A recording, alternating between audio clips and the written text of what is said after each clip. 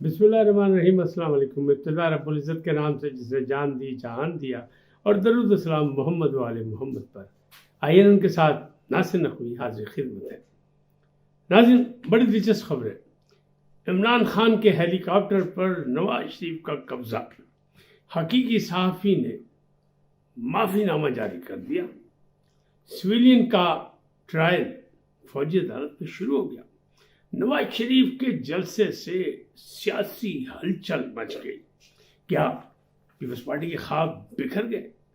ان تمام باتوں میں گفتگو کروں گا، بڑی آگاہی دوں گا آپ کو، بڑی دلچسپ باتیں ہیں، بڑے بڑے مسائل ہیں، لیکن پہلے آپ سے گزارش، آئیے ان کو سبسکرائب کریں، لائک کریں، گھنٹی کا بٹن دبانا نہ بھولیں اور اپنی قیمتی رائے کا اظہار کریں۔ حقیقی صحافی نے معافی نامہ جاری کر دیا۔ وہ آپ کو یاد ہوگا 2-3 دن پہلے میں نے کہا تھا، جب شیخ رشید کا انٹرویو ہوا تھا تو اس پر ہمارے اسلام آباد کے ساتھی اسطور نے ایک ویلا کیا، اس میں کہا کہ ان کو کالر سے گھسیٹ کے لائے، ان کی بہت بری حالت تھی، ان کا یہ تھا۔ میں نے اس کے جواب میں کہا تھا کہ نہیں، یہ دوسری رخ بھی دکھنا چاہیے۔ تصویر کا دوسرا رخ میں نے دکھایا تھا کہ ایسا نہیں ہوا، ایسا ہوا، یہ انٹرویو ہوا ہی نہیں سما ٹی وی پہ، یہ تو گھر میں ہوا اور بلا کے کیا گیا، تو وہ ساری چیزیں ثابت ہو گئیں۔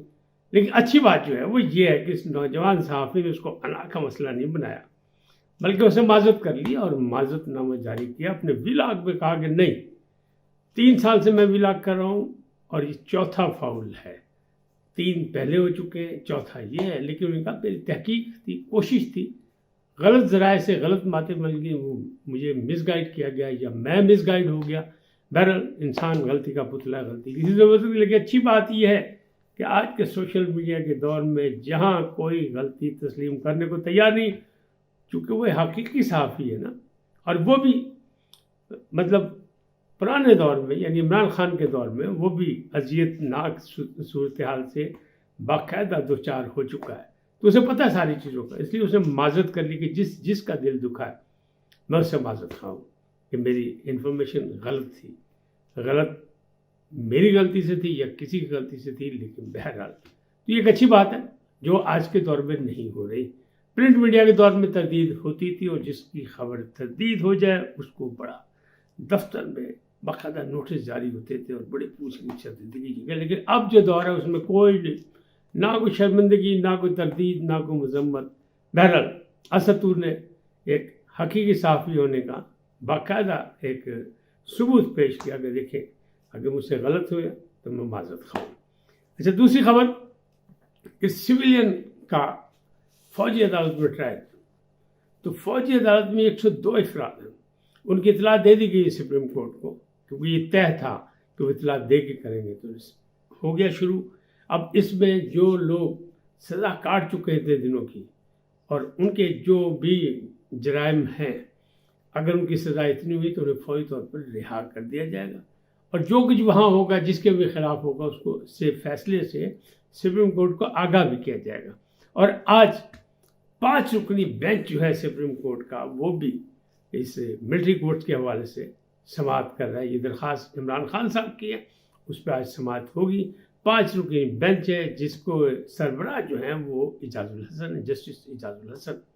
اس میں سے قاضی صاحب نے اپنے آپ کو منہا کیا، اور سردار طارق کھوسہ نے۔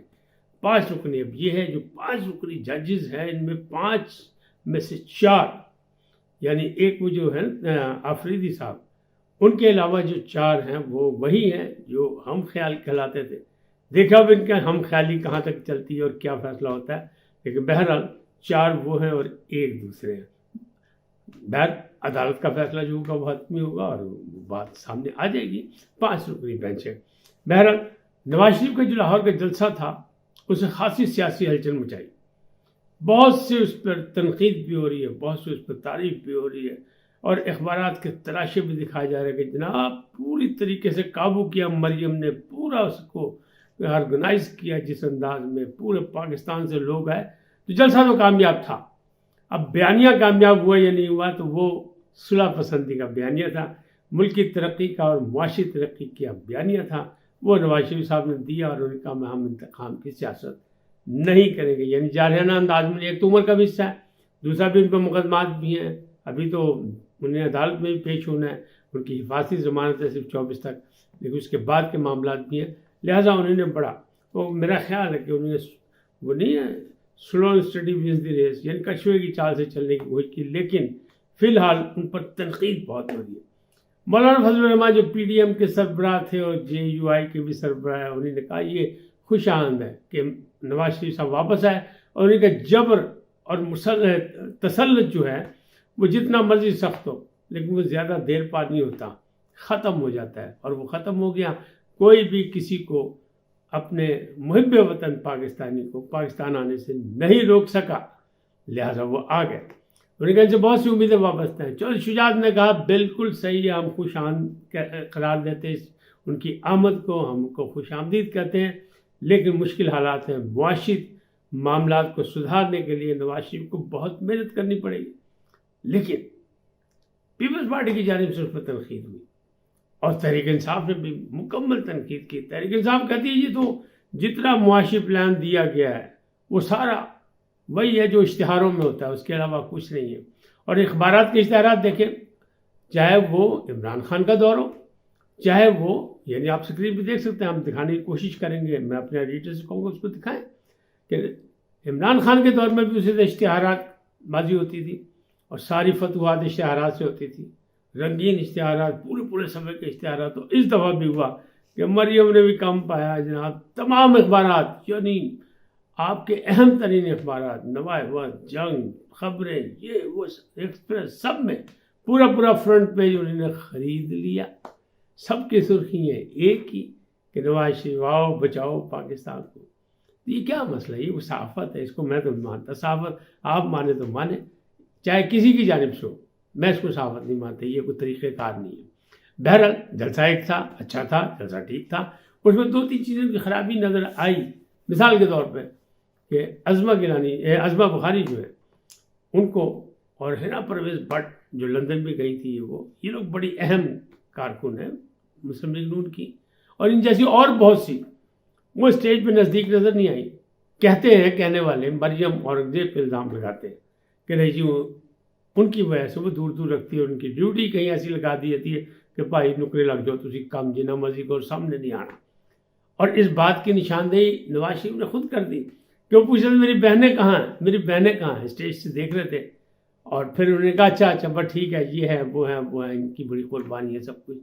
تو یہ کمی محسوس ہوئی، حالانکہ مسلم لیگ نون میں ہمیشہ ہی خواتین کی تعداد کم ہی نظر آتی ہے، لوگ زیادہ ہوتے ہیں، پورے پاکستان سے لوگ آئے، ایک حقیقت تھی۔ اس میں سرکاری مشینری کتنی استعمال ہوئی کیا نہیں ہوئی، یہ بات کی باتیں ہیں۔ تمام خفیہ ایجنسیوں نے انہیں 70-75 ہزار سے زیادہ، اور کچھ نے 1 لاکھ سے زیادہ، اور جلسہ گاہ میں جتنے لوگ تھے اتنے ہی سڑکوں پہ بھی تھے، لہذا اسے آپ کامیاب جلسہ کہہ سکتے ہیں۔ بیانیہ کامیاب نہیں تھا، لیکن جلسوں سے کیا ہوتا ہے؟ جلسے تو ابھی آگے چل کے پتہ لگیں گے نا۔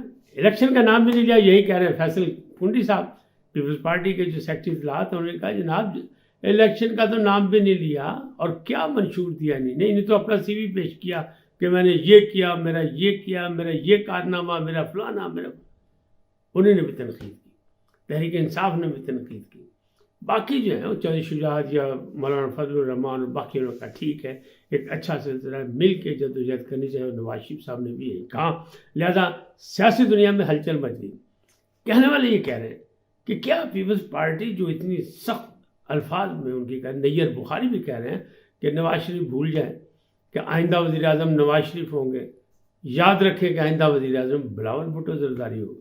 اب بتائیے، انہوں نے بھی یہ کہہ دیا، اور اس سے پہلے خورشید شاہ بھی کہہ چکے کہ جناب ایک سوچی سمجھے پروگرام کے مطابق ریڈ کارپیٹ استقبال کیا جا رہا ہے ایک مجرم کا، نواز شریف کا۔ اور پھر اب یہ انہوں نے کہا کہ یہ تو طریقہ ایسے ہی ہے کہ ایک لاڈلا جیل میں ڈال دیا گیا اور انوکھا لاڈلا امپورٹ کر لیا گیا۔ تو اس قسم کی تنقید ہو رہی ہے، لیکن جلسہ اچھا تھا اور اس نے ہلچل مچا دی ہے۔ الیکشن کب ہوگا اس کا نام نہیں لیا انہوں نے، الیکشن کی ڈیمانڈ بھی نہیں کی۔ الیکشن کی ڈیمانڈ صرف 2 پارٹیاں کر رہی ہیں، پاکستان پیپلز پارٹی اور تحریک انصاف، یعنی ایک پیج پہ نظر آ رہے ہیں فی الحال۔ کل کیا ہوگا اس کی بات کل ہوگی، ابھی تو نہیں۔ اب جو معاملات یہ سویلین کا ٹرائل فوجی عدالتوں میں، وہ شروع ہو گیا، میں نے آپ کو بتایا، اور آج جو ہے وہ کیس بھی ہو رہا ہے، دوسری چیزیں بھی ہو رہی ہے، ٹھیک ہے، اس کے ساتھ ہی مطلب سارے مسائل چلتے رہیں گے. لیکن جو ایک بڑی بات، جو بڑی خبر جو میں نے پہلے سب سے کی تھی، میں نے سب سے آخر کے لیے رکھ لی کہ عمران خان کے ہیلی کاپٹر پہ قبضہ کر لیا نواز شریف نے. یہ وہ ہیلی کاپٹر ہے جس سے وہ ایئرپورٹ سے ایوان خاص میں پہنچے شاہی قلعے میں.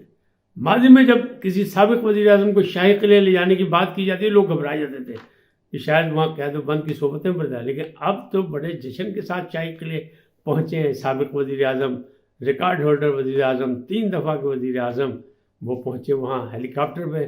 تو وہ یہ ہیلی کاپٹر وہی والا ہے. کون سا ہیلی کاپٹر جو یہیں سے استعمال ہوا جاتی عمرہ کے لیے بھی؟ لیکن یہ ہیلی کاپٹر کون سا ہے؟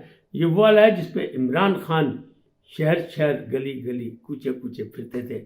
اور یہ نہ ان کے باپ کا تھا نہ یہ ان کے باپ کا ہے، یہ ہے جہانگیر ترین صاحب کا. اور جہانگیر ترین صاحب نے یہ جناب ہیلی کاپٹر ان کو دیا.